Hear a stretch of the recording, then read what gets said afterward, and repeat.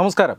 Indian രാഷ്ട്രീയത്തിൽ നിലവിൽ ബി.ജെ.പിയുടെ സ്ഥാനം എത്രമാത്രം വലുതാണ് എന്ന് നമുക്ക് എല്ലാവർക്കും അറിയാം. കഴിഞ്ഞ 12 വർഷമായി ബി.ജെ.പി രാജ്യം ഭരിക്കുന്ന പാർട്ടിയാണ്. അതോടൊപ്പം തന്നെ രാജ്യത്തെ ഭൂരിഭാഗം സംസ്ഥാനങ്ങളിലും ബി.ജെ.പിയുടെ ഭരണമുണ്ട്. ബി.ജെ.പി ഒറ്റയ്ക്ക് ഭരിക്കുന്ന സംസ്ഥാനങ്ങൾ അല്ലെങ്കിൽ ബി.ജെ.പി മറ്റ് ഘടകകക്ഷികളെ കൂട്ടിച്ചേർത്ത് എൻ.ഡി.എ ഭരിക്കുന്ന സംസ്ഥാനങ്ങൾ, അതാണ് രാജ്യത്തെ ഏറ്റവും കൂടുതലുള്ള സംസ്ഥാനങ്ങൾ. മറ്റ് ചില പാർട്ടികൾ, കോൺഗ്രസ്സിന് വളരെ വിരലിലെണ്ണാവുന്ന സംസ്ഥാനങ്ങൾ മാത്രമേയുള്ളൂ.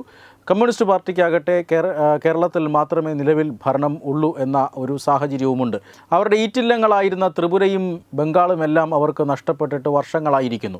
എന്തായാലും നിലവിലെ രാഷ്ട്രീയ സാഹചര്യത്തിൽ ബി.ജെ.പിയാണ് ഇന്ത്യൻ രാഷ്ട്രീയം മുന്നോട്ട് കൊണ്ടുപോകുന്നത്. ഇന്ത്യൻ രാഷ്ട്രീയത്തെ നയിക്കുന്നത് ബി.ജെ.പിയാണ്. ഏത് തെരഞ്ഞെടുപ്പ് വന്നാലും ബി.ജെ.പിയുടെ പേര് വലിയ പ്രാധാന്യത്തോടു കൂടി ചർച്ച ചെയ്യപ്പെടുകയാണ്. കാരണം മുമ്പൊക്കെ ഉത്തരേന്ത്യൻ സംസ്ഥാനങ്ങളിൽ മാത്രമാണ് ബി.ജെ.പിയെക്കുറിച്ചുള്ള ചർച്ച ഉണ്ടായിരുന്നതെങ്കിൽ ഇപ്പോൾ അങ്ങനെയല്ല. എല്ലാ സംസ്ഥാനങ്ങളിലും, കേരളം അടക്കമുള്ള സംസ്ഥാനങ്ങളിൽ ഇപ്പോൾ തെരഞ്ഞെടുപ്പുകളിൽ ബി.ജെ.പി ഒരു വലിയ ചർച്ചാ വിഷയമാണ്. ബി.ജെ.പിക്ക് ഒട്ടും സ്വാധീനമില്ലാതിരുന്ന ദക്ഷിണേന്ത്യൻ സംസ്ഥാനങ്ങൾ, വടക്ക് കിഴക്കൻ സംസ്ഥാനങ്ങൾ, ഇവിടങ്ങളിലെല്ലാം ബി.ജെ.പി സമ്പൂർണ്ണ ആധിപത്യം നേടാനുള്ള ഒരു വലിയ ശ്രമത്തിലാണ്. ഇന്ത്യ ഒട്ടുക്കും വികസിച്ചു നിൽക്കുന്ന വലിയൊരു രാഷ്ട്രീയ പാർട്ടിയായി മാറുക എന്നുള്ളതാണ് ബി.ജെ.പിയുടെ ലക്ഷ്യം. അതേറെക്കുറെ ബി.ജെ.പി പൂർത്തിയാക്കി എന്ന് വേണം പറയാൻ. 2014 പ്രധാനമന്ത്രിയായി നരേന്ദ്രമോദി അധികാരത്തിൽ വന്നതിന് ശേഷം ആ വളർച്ച വേഗത്തിലായിരുന്നു. ആ വളർച്ച ഇപ്പോൾ ഏതാണ്ട് അതിൻ്റെ ഒരു ലക്ഷ്യത്തോടടുക്കുന്ന സാഹചര്യത്തിലുമാണ്. ഈ കഴിഞ്ഞ ബംഗ്ലാദേശ് തെരഞ്ഞെടുപ്പിൽ, അതായത് ബംഗ്ലാദേശ് മറ്റൊരു രാജ്യമാണ്, ആ തെരഞ്ഞെടുപ്പിലും ബി.ജെ.പി ചർച്ചാ വിഷയമാവുകയാണ് ഇപ്പോൾ.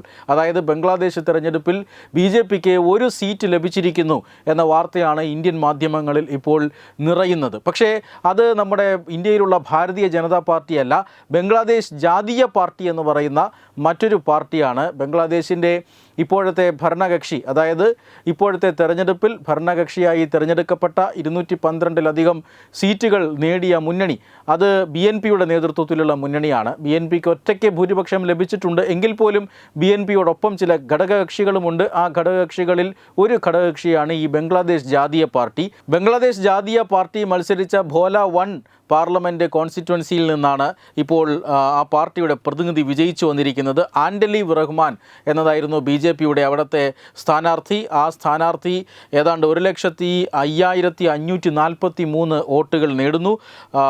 ജമാഅത്തെ ഇസ്ലാമിക്കെതിരെയാണ് ആ വിജയം. ഏറ്റവും പ്രധാനപ്പെട്ട കാര്യം അതാണ്. ബി.ജെ.പി പരാജയപ്പെടുത്തിയത് ജമാഅത്തെ ഇസ്ലാമിയെയാണ്. ജമാഅത്തെ ഇസ്ലാമി 75,338 വോട്ടുകളാണ് ആ മണ്ഡലത്തിൽ നേടിയത്.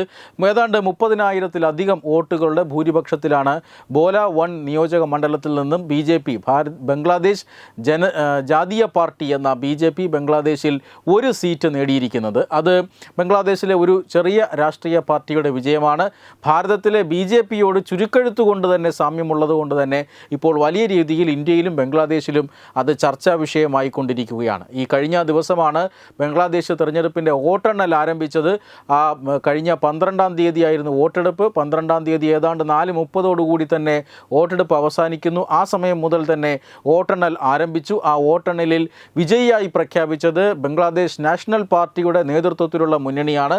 ആ മുന്നണിക്ക് 212-ലധികം സീറ്റുകൾ ലഭിച്ചു. 300-അംഗ പാർലമെൻറ്റിൽ 151 ആണ് കേവല ഭൂരിപക്ഷത്തിന് വേണ്ട സംഖ്യ.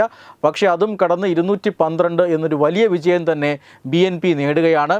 2024 ഷെയ്ഖ് ഹസീന സർക്കാരിനെ പുറത്താക്കി, ഒരു അട്ടിമറിയിലൂടെ പുറത്താക്കിയതിന് ശേഷം നിലവിൽ വന്ന ഇടക്കാല സർക്കാർ, അതിനുശേഷമുണ്ടായ രാഷ്ട്രീയ പ്രതിസന്ധി, അതിനൊക്കെയാണ് ഈ തെരഞ്ഞെടുപ്പിൽ ബി.എൻ.പിയുടെ വലിയ വിജയത്തോടുകൂടി അന്ത്യം കുറിക്കുന്നത്.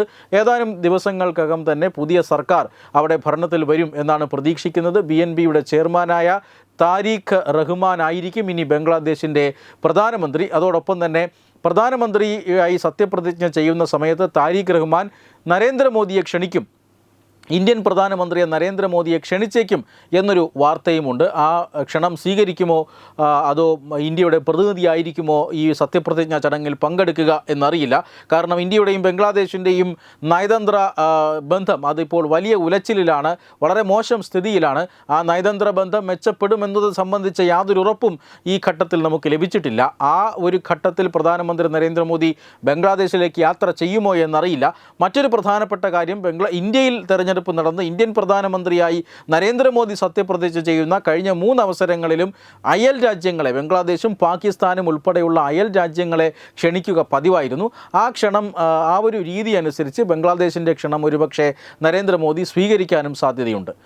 വെബ് ഡെസ്ക് തത്തുമൈ news. Brought you by Kerala AIDS control society.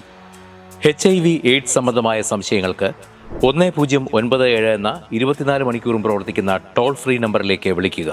വാട്സാപ്പിലും ഫേസ്ബുക്കിലും ഒക്കെ സ്റ്റാറ്റസ് അപ്ഡേറ്റ് ചെയ്യാറുണ്ടല്ലോ. HIV സ്റ്റാറ്റസോ HIV പിടിപെടാനുള്ള സാഹചര്യങ്ങളിൽ കൂടി അറിഞ്ഞോ അറിയാതെയോ കടന്നു പോയിട്ടുണ്ടാവാം. എന്ത് തന്നെയായാലും മുൻകൂട്ടി പരിശോധിച്ച് HIV സ്റ്റാറ്റസ് അറിയൂ. സൗജന്യ HIV പരിശോധനയും കൗൺസിലിങ്ങും ആരോഗ്യ കേന്ദ്രങ്ങളിൽ പ്രവർത്തിക്കുന്ന ICTC അഥവാ ജ്യോതിസ് കേന്ദ്രങ്ങളെ സമീപിക്കുക. നിങ്ങളുടെ സ്റ്റാറ്റസ് എന്തായാലും വിവരങ്ങൾ രഹസ്യമായി സൂക്ഷിക്കുന്നതായിരിക്കും.